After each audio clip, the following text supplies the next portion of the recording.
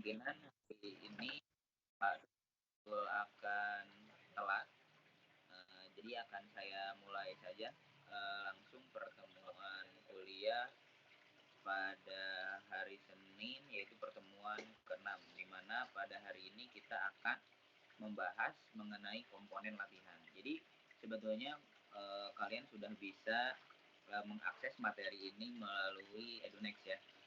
Jadi saya udah nggak akan lagi nge-share materi melalui MS Teams. Mungkin hanya prakteknya saja. Nah, untuk tugas praktek, nah untuk materinya kalian bisa akses videonya langsung melalui Edunex ya. Jadi kalian bisa nonton langsung via Edunex saja. Karena memang ITB sekarang ingin coba memaksimalkan fungsi dari Edunex untuk aktivitas perkuliahan daring. Oke, kita mulai saja. Hari ini kita akan membahas mengenai komponen latihan ya. Jadi dalam latihan ini memang ada beberapa komponen yang harus diperhatikan. Nah, mungkin kalian bisa lihat ada intensitas, volume, durasi, irama, repetisi, set, frekuensi. Nah, ini adalah semua adalah komponen. Jadi kalau kalian berbicara bahwa olahraga itu simple, ternyata memang tidak ya. Banyak sekali komponen-komponen yang harus kita perhatikan dalam berolahraga. Tapi kalian tidak perlu pusing sampai ke sana, karena kita bisa mensederhanakan seperti yang telah dipaparkan kemarin ya. Yang penting rate-nya aja ya. Jadi frekuensi, intensity, sama time-nya itu diperhatikan ya. Sebetulnya ketika masuk ke sini tuh ketika kalian memang sudah ingin mencapai target sesuatu yang memang spesifik. Nah, memang komponen latihan ini harus diperhatikan ya, karena jika kalian memiliki target yang spesifik untuk latihan gitu ya, untuk fisik, tapi kalian tidak memperhatikan komponen, mungkin itu agak sulit untuk mencapai target tersebut gitu ya. Nah, ini seperti intensitas gitu ya, ada yang namanya repetisi maksimal, kemudian juga untuk apa sih Pak repetisi maksimal? Nah, repetisi maksimal itu untuk menentukan beban awal kalian latihan beban. Jadi kadang-kadang banyak yang ngomong, Pak, latihan beban itu seperti apa sih Pak awalnya? Kita untuk tahu repetisinya berapa, bebannya berapa gitu. Nah, ini ada rumusnya dan ada caranya gitu. Mungkin ini bisa kalian lihat saja di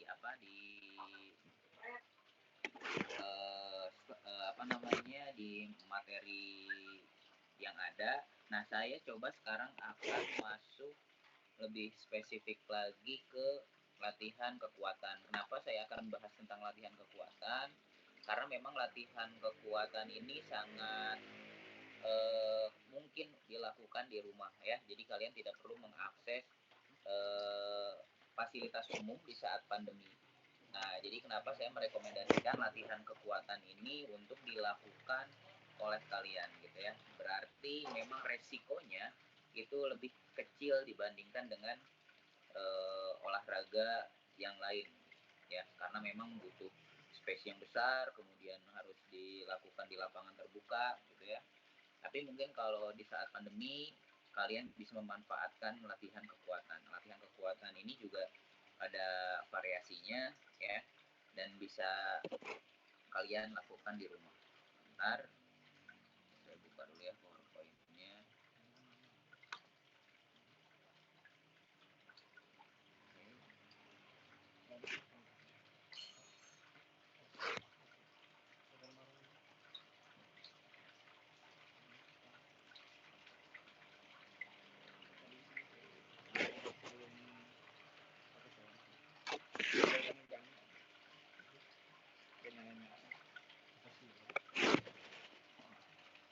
Aduh, salah sebentar.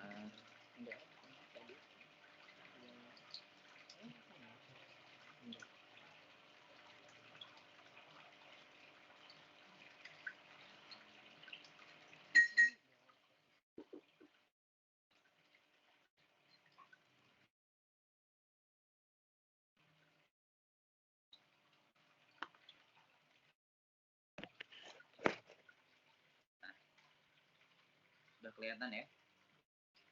Nah, jadi ada strength training atau latihan kekuatan. Nah, apa sih Pak latihan kekuatan? Yaitu latihan yang melatih otot untuk meningkatkan kekuatan, kemudian massa otot, sendi, serta kebugaran. Nah, jadi melalui latihan kekuatan ini kita bisa meningkatkan kebugaran. Nah, yang sering saya beritahukan ke kalian bahwa American College of Sport Medicine atau ACSM itu merekomendasikan melakukan latihan kekuatan otot efektifnya itu selama 2 hari per minggu. Jadi 2 sesi ya, selama 1 minggu. Nah, kemudian harus dilakukan latihan kekuatan ini setiap minggunya itu supaya maksimal itu kalian lakukan 1 sampai 3 set, di mana setiap setnya bisa dilakukan 8 sampai 12 kali pengulangan. Ya. Ini untuk garis besarnya seperti itu. Jadi 2 kali seminggu, ya 1 sampai 3 set itu sudah cukup. Kemudian dilakukan 8 sampai 12 kali repetisi. Nah, ada 2 macam latihan kekuatan yang bisa kita lakukan di rumah. Ada body weight training atau body weight workout atau resistance training atau biasanya di gym ya. Tapi resistance training di rumah bisa nggak Pak? Bisa. Ya, kita misalkan pakai dumbbell gitu ya. Kemudian pakai barbel kalau misalkan punya gitu. Nah, itu boleh ya. Apa sih keunggulannya dari body weight training? Kalau body weight training itu kita bisa melakukan dimanapun karena kita tidak memerlukan alat yang spesifik, mungkin hanya menggunakan matras itu cukup ya. Kemudian juga bisa mengurangi resiko cedera karena memang bebannya itu hanya tubuh kita sendiri, yang otomatis rata-rata tubuh kita kalau yang komposisinya ideal itu saya rasa semua tubuh kita gitu ya, seperti tangan, kaki itu bisa menopang. Tapi memang kasus body weight workout ini atau body weight training ini agak sulit dilakukan oleh yang mendapatkan obesitas ya, atau overweight mungkin masih bisa, tapi yang obesitas itu agak sulit ya. Jadi harus dibarengi dengan diet yang ketat dulu untuk menurunkan berat badan supaya shape-nya tidak terlalu besar gitu ya, bebannya tidak terlalu besar. Nah, nanti dilakukan body weight training. Karena kalau kita memaksakan untuk body weight training dan beban badan kita yang begitu besar, obesitas, nanti akan terjadi kerusakan sendi. Ya, karena sendi menopang beban yang berlebih, sedangkan kekuatan ototnya masih lemah. Seperti itu. Nah, kemudian ada resistance training gitu ya, maintain muscle, meningkatkan kekuatan, improve kesehatan tulang, mengontrol body fat gitu ya, decrease injury. Jadi maksudnya dengan adanya latihan otot secara spesifik gitu ya, kemungkinan cedera kalian juga akan semakin rendah gitu ya. Juga spesifik muscle training, jadi kalau di gym itu kalian bisa isolation muscle training, jadi kalian bisa melatih hanya bagian part-part tertentu saja, misalkan hanya bicep saja, hanya tricep saja kan, karena ada bantuan alat. Tapi sedangkan jika kalian melakukan gerakan-gerakan body weight training itu body compound training ya, muscle compound training. Jadi ada grup muscle yang digunakan. Tidak, kalau misalkan push up itu tidak hanya tricep, tapi chest juga kena, kemudian back juga kena, kemudian abdominal juga kena, otot perut ya. Jadi seperti itu.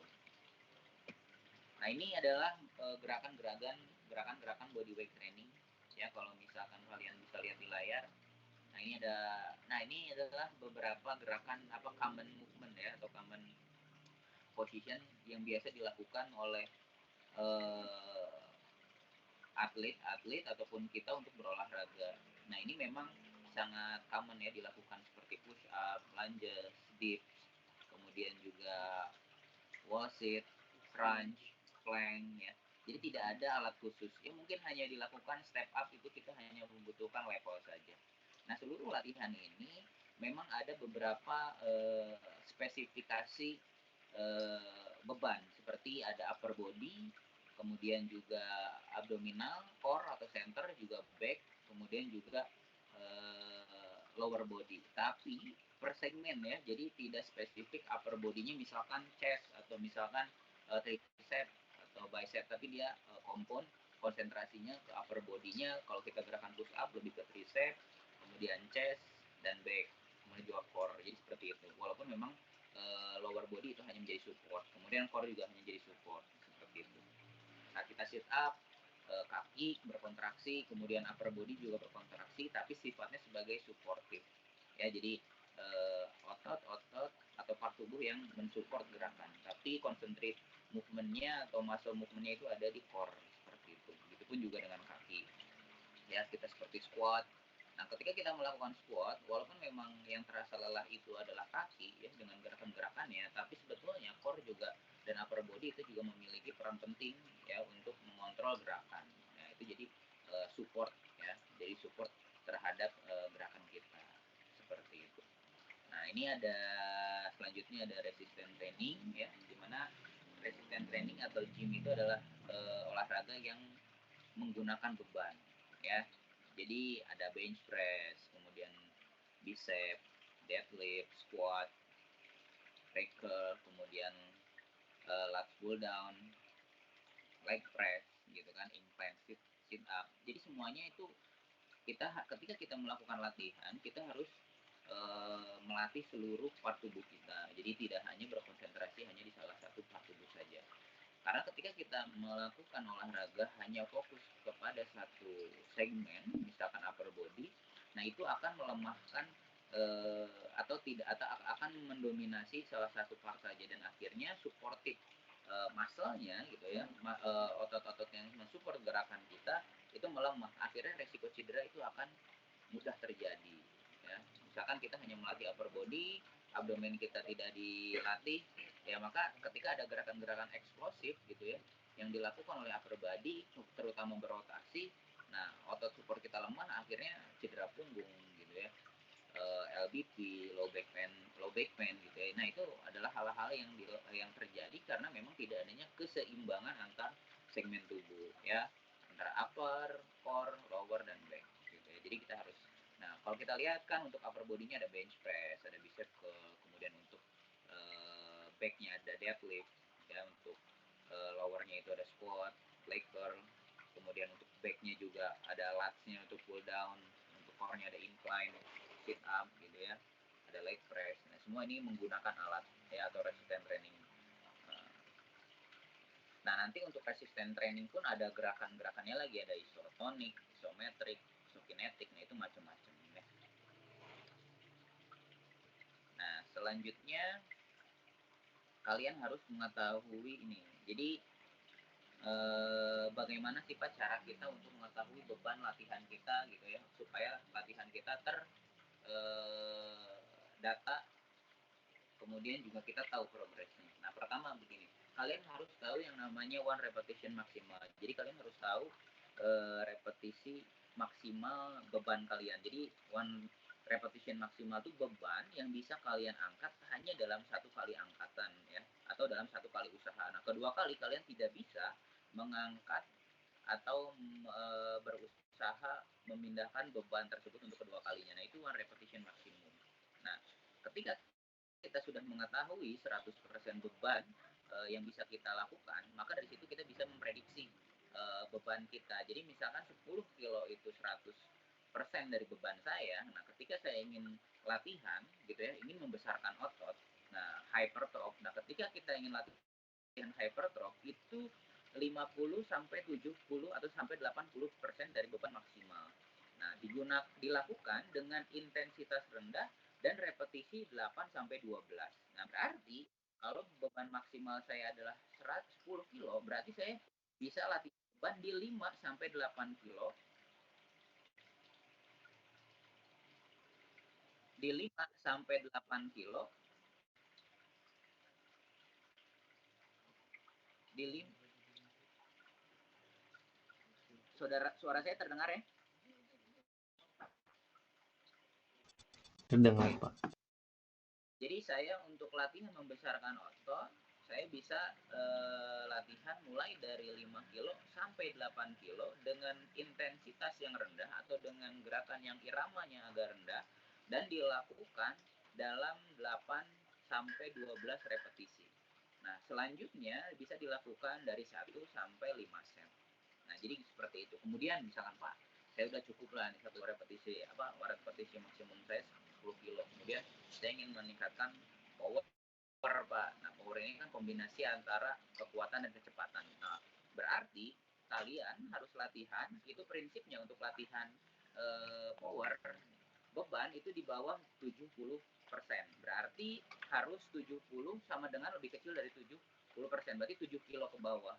Nah, dilakukan dengan intensitas yang tinggi, dengan gerakan yang cepat. Nah, kemudian dengan repetisi yang sebanyak mungkin. Ya, nah itu untuk melatih kekuatan. Jadi saya tahu nih, wah saya mau meningkatkan power nih ya. Berarti saya harus latihannya bebannya ringan ya atau sedang, kemudian dilakukan dengan repetisi yang banyak dan intensitas yang cepat. Ya udah, kalian bisa mulai dari 5 kilo, dari 7 kilo ke bawah gitu ya. Mungkin awal 7 kilo, turun lagi seiring dengan turunnya beban, repetisi dan intensitas meningkat. Seperti itu. Jangan sampai beban meningkat, intensitas meningkat, itu bahaya karena itu akan membahayakan persendian kalian, ya seperti itu. Nah, kan kalian bisa lihat nih di sini, misalkan Pak saya ngangkat bicep curl gitu ya, bicep curl saya bisa ngangkat sekitar 10 kilo satu kali angkatan. Oh iya, berarti 10 kilo itu maksimal kamu karena kamu udah nggak bisa untuk kedua kalinya. Nah, saya mau latihan nih Pak untuk ngegedein bicep gimana? Pakai dumbbell boleh, silahkan.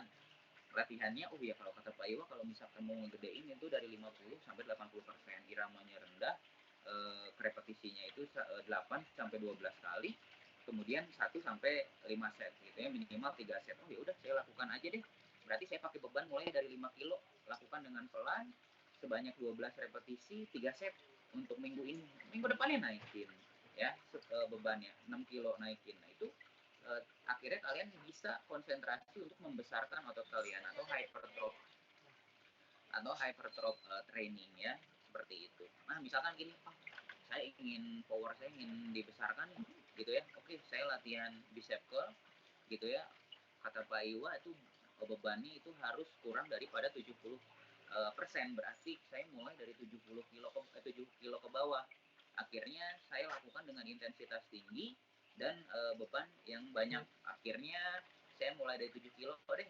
Akhirnya 7 kilo saya lakukan 15 kali.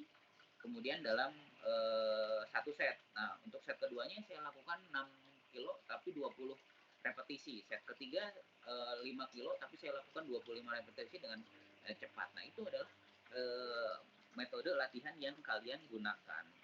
Nah, metode ini pastinya memiliki maksud-maksud tertentu gitu ya. Kalau yang tadi untuk hypertrophy, meningkatkan massa otot, membesarkan, yang satu untuk power ya, kombinasi antara kekuatan dan kecepatan. Seperti itu. Nah, kalau kalian bisa lihat, ini ada piramid ya. Nah, di piramid ini semakin besar beban ya, berarti satu repetisi maksimal itu paling tinggi bebannya, berarti semakin sedikit repetisinya. Semakin turun bebannya, maka semakin banyak repetisi yang bisa kita gunakan. Ya, karena kalau piramidnya terbalik itu bisa bahaya ya, bisa merusak otot dan merusak persendian. Nah, selanjutnya untuk memperoleh kekuatan, ini kekuatan ya, bukan power ya. Kalau power itu kombinasi antara kekuatan dan kecepatan. Nah, ini kalau kekuatannya saja. Nah, kalau kalian untuk melatih kekuatan itu minimal dilakukan dalam 3 set ya. Kalau kalian hanya melakukan 1 set, 2 set gitu ya untuk menambah kekuatan, ya itu tidak akan signifikan karena seiring dengan banyaknya set ya, semakin tingginya set maka akan semakin tinggi juga perolehan kekuatan. Nah, perolehan kekuatan ini adalah hasil ya atau impact dari latihan. Jadi bukan semakin besar kalian, semakin banyak set, semakin power yang kalian keluarkan itu semakin banyak ya, bukan, tapi ini adalah output hasil dari jumlah set. Jadi semakin tinggi set yang kalian lakukan maka akan melatih kekuatan kalian semakin besar gitu ya, karena nyatanya semakin banyak set semakin lemes ya kan gitu. Nah sekarang saya juga ingin sedikit memberikan sesuatu kepada kalian bahwa prinsipnya ketika kalian latihan, fase-fase set-set akhir itu adalah fase-fase yang menentukan atau fase-fase yang paling berpengaruh. Misalkan kalian latihan 3 set, 1 set wah masih enteng, 2 set masih enteng, 3 set itu sudah berat, sudah mulai gemetar. Nah itu adalah fase training, karena itu adalah fase di mana kalian melatih otot kalian yang tadinya kuat hanya di titik itu, maka dinaikkan limitnya. Nah, kalau misalkan kalian hanya 2 set saja, ya itu tidak akan bertambah ya kekuatan kalian gitu, karena memang kalian tidak menambahkan beban. Nah, jadi jangan bahagia ketika kalian bisa melakukan 100 kali bicep curl tapi hanya 7 kilo bebannya. Nah, itu tidak akan meningkat gitu ya kekuatannya. Ya, mungkin powernya oke, bisa meningkat seiring dengan kecepatannya ya. Nah, nantinya beda lagi itu outputnya, lebih ke neural ya. Jadi memperkuat memperkuat syarafnya. Nah, sebetulnya kalau ada dalam dunia olahraga ada yang namanya kelelahan, fatigue. Nah, fatigue itu ada dua, ada perifer gitu ya, ada sentral.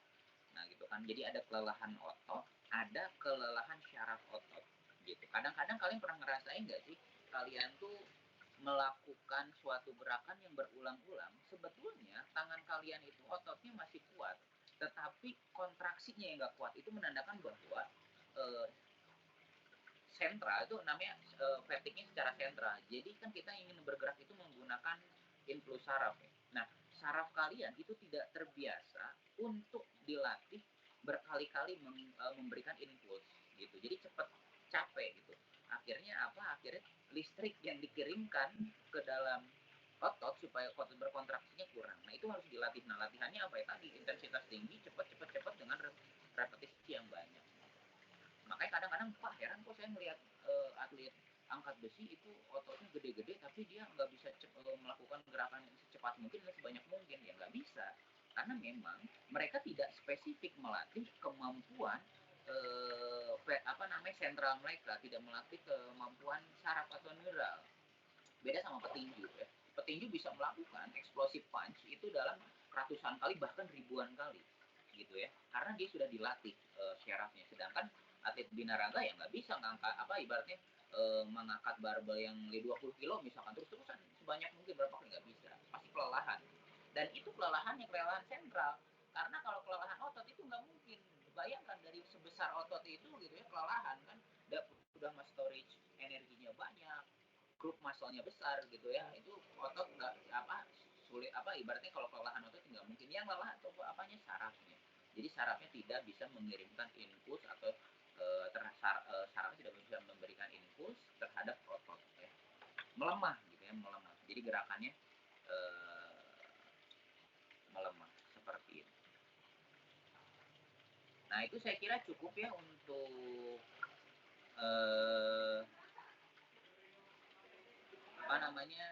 materi tentang strength training hari ini. Kita lebih banyak diskusi saja, dan kalian jika ingin melihat materi komponen silahkan buka YouTube-nya dan diperhatikan secara sama dan pelan-pelan saja supaya kalian langsung mengerti. Oke, terima kasih, saya kira cukup. Maka saya buka sesi tanya jawab ya. Sebelum bertanya silahkan acungkan tangan.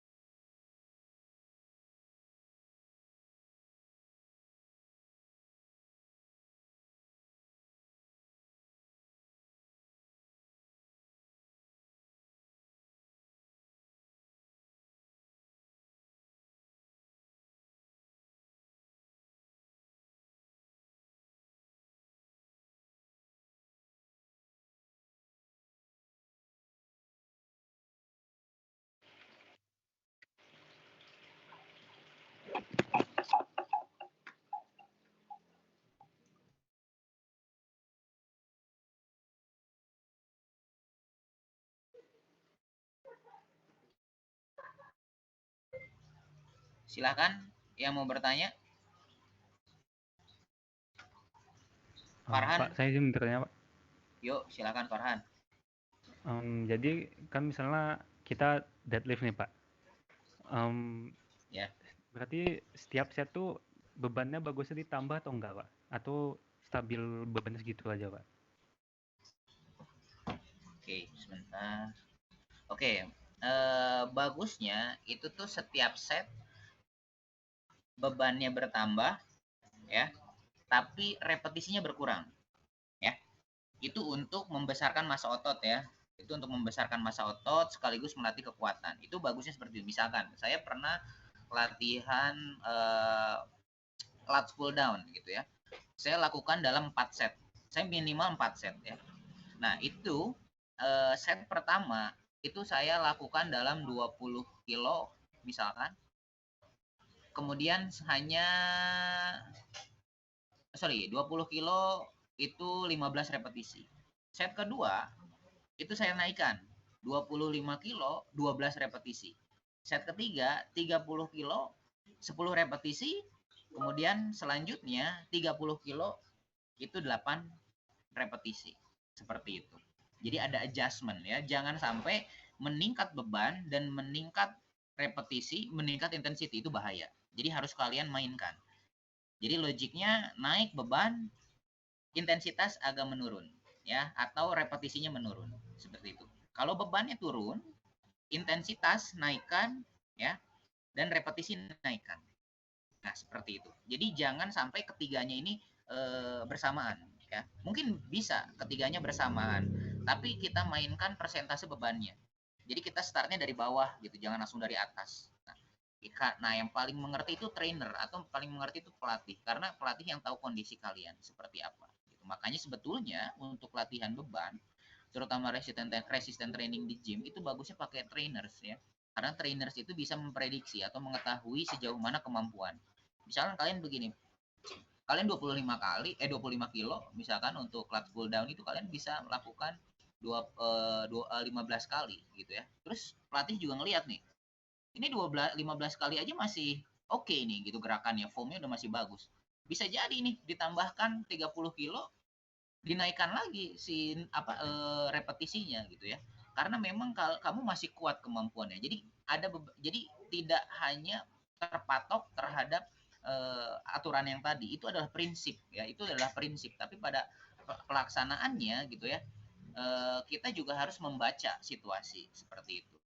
Jangan nanti takutnya kalau kita mengikuti prinsip gitu ya, ada ibaratnya prinsipnya sudah benar tapi nanti jatuhnya nggak maksimal gitu, karena memang kalau secara hitung-hitungan segitu, oh ternyata kamu bisanya lebih gitu. Nah itu coba kamu naikkan lagi standarnya seperti itu sangat situasional ya gitu.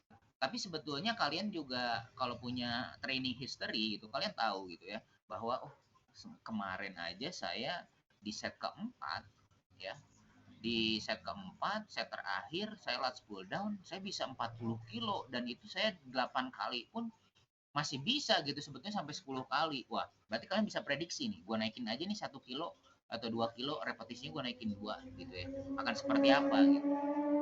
Nah, itu latihan tuh seperti itu. Nah, kemudian kalian ngomong, wah shape gue udah bagus nih ya, lats gue udah keren. Oke, gue sekarang mau dipadatkan ototnya gitu. Atau mau ditambah powernya. Karena semakin meningkatnya power, itu bentuk akan semakin menurun. Karena apa? Karena power ini dalam artian kombinasi antara kekuatan dan kecepatan ya, bukan power ibaratnya kekuatan gitu ya, strength-nya bukan strength-nya tapi power. Nah itu tuh akan menurun gitu karena dia butuh kecepatan. Semakin besar otot gitu ya, maka akan semakin menurun kecepatannya gitu. Ya, karena memang sendinya pun akan terbatas gitu ya.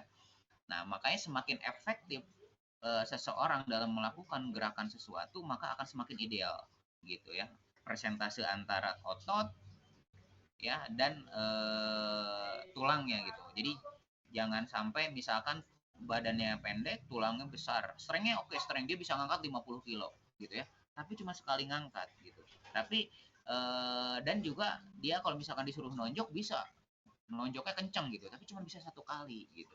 Sedangkan kalau misalkan yang shape-nya bagus, dia pendek, ototnya ideal gitu ya, dia bisa nge-punch atau nonjok bisa sampai 100 kali gitu ya. Nah gitu, walaupun memang powernya atau misalkan strength-nya atau output impact dari tonjokannya tidak sebesar yang ototnya atau muscle-nya besar seperti itu ya. Jadi memang ada tujuan-tujuannya juga gitu, apa namanya, mau ke hypertroph, general, atau misalkan strength endurance, ada strength endurance, ada power endurance gitu ya, itu macam-macam sebetulnya Gimana? Cukup ya, Farhan? Cukup Pak, makasih Pak. Siap. Silakan, ada lagi yang ingin ditanyakan? Oke, Nadif, silakan Nadif.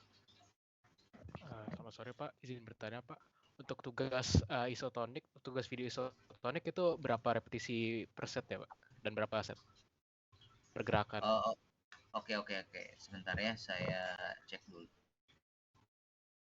Isotonik.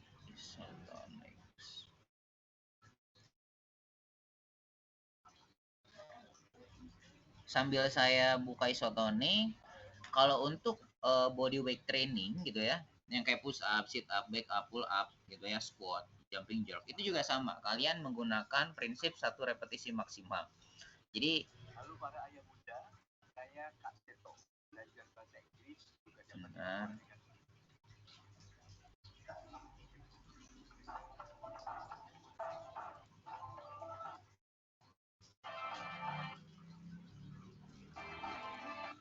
Oke, untuk isotonik itu kalian total ada berapa gerakan ya? Sebentar.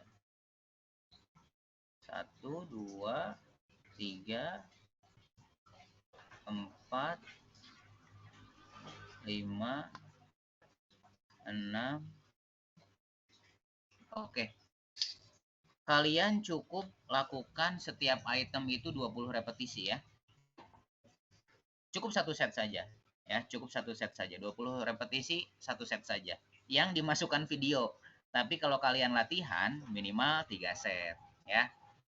Gitu. Oke, kalau untuk yang divideokan cukup 20 repetisi saja per item gitu ya. Tapi kalau misalkan kalian kesulitan, Pak, saya push up cuma bisa 5 atau 10 atau 7 gitu ya. Nggak apa-apa gitu ya. Tapi yang bisa 20 lakukan sampai 20. Seperti itu. Karena takutnya kalau misalkan saya kasih waktu sebanyak mungkin nanti kalian keteteran. Dan intensitasnya intensitas sedang saja ya. Jangan pakai intensitas tinggi ya. Gitu. Jadi intensitas sedang, fokus ke formnya, cara gerakannya enakin, dibaguskan body alignment-nya ya. Langsung kalian lakukan. Lakukan maksimal 20 ya. Jadi kalau misalkan pun di bawah 20 silahkan, tapi sesuai dengan kemampuan gitu. Tapi kalau misalkan Pak saya 50, nanti takutnya kelamaan videonya ya. Seperti itu. Cukup ya Nadif? Oke, terima kasih Pak. Ya, terima kasih Pak. Nah, selanjutnya selanjutnya yang tentang body weight training. Jadi saya di sini ingin juga membagikan tips bagi kalian yang memang agak sulit untuk melakukan olahraga ke gym misalkan, tapi kalian ingin melakukan resistance training, itu bisa pakai body weight training ya. Jadi kalian bisa melakukan push up, sit up, back up, atau yang seperti tadi di videonya Pak Agung, isokinetik. Ya, caranya gimana sih Pak?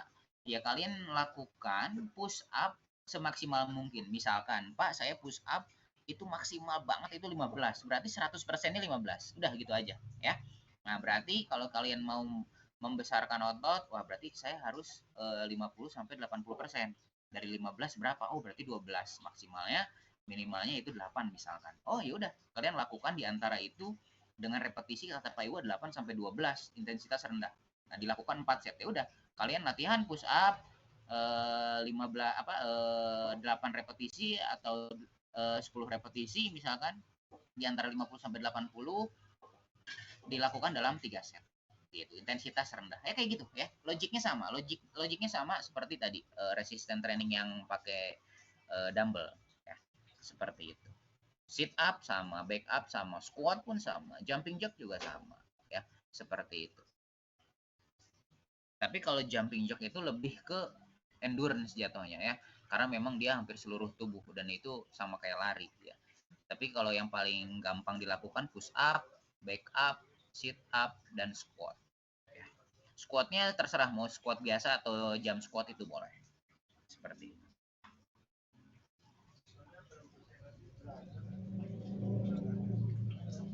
Ada lagi yang ingin ditanyakan? Oh, sepertinya Pak Samsul tidak bisa bergabung ya karena memang beliau ada rapat senat. Jadi mungkin hari ini